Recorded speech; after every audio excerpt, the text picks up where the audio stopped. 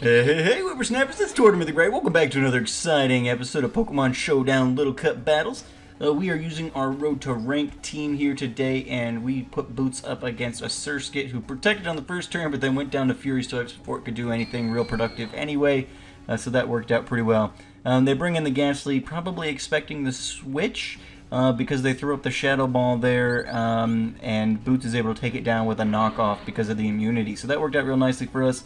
Fumesy comes in on the Fletchling. The Fletchling goes for the Overheat, and then switches out. I get the burn off on the Elekid, and I leave Fumesy in, because generally Elekids run a physical set, at least from the ones that I usually see. But this guy was running Psychic, so that was a bit disappointing. And Fumesy went down, but Boots was able to come down, get Elekid low enough with the Fake Out that he died to the burn. So his Crazy Hide speed, which could have been problematic for us, ended up not being so. Hal comes in, takes an Acrobatics from the Fletchling, no problem, throws up the Stealth Rocks, but then goes out to the Pawniard. I left Hal in intentionally. I really didn't have anybody else who I wanted to switch into an obvious knockoff, and so I figured I'd just let him die there. And Kensei was able to come in and clean up that, although he wasn't able to do much after that.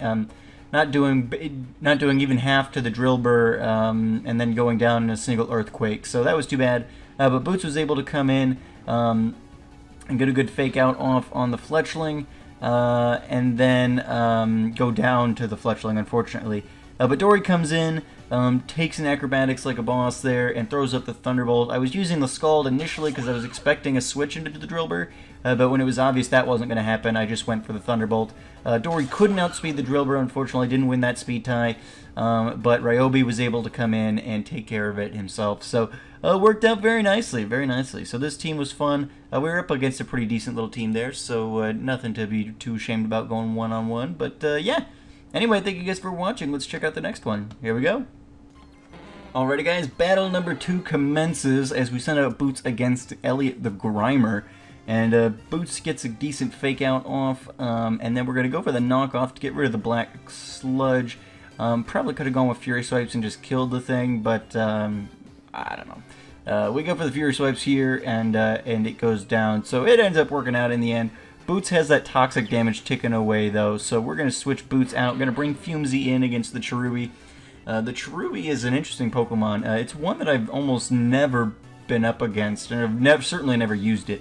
So Fumesy comes in, he gets Grass Whistled, but he wakes up reasonably quickly, and then is going to get the Flamethrower off on the Cherubi in time for it to use the rest and heal itself back up, but the Clear Smog's going to come back in, bring it right back down, and then the Giga Drain's going to do almost nothing to Fumesy, and the Flamethrower is going to be enough to finish off the Cherubi. So that works out pretty nicely. Harmless comes in. Hal switches in to the Psychic there, which is a good move for us.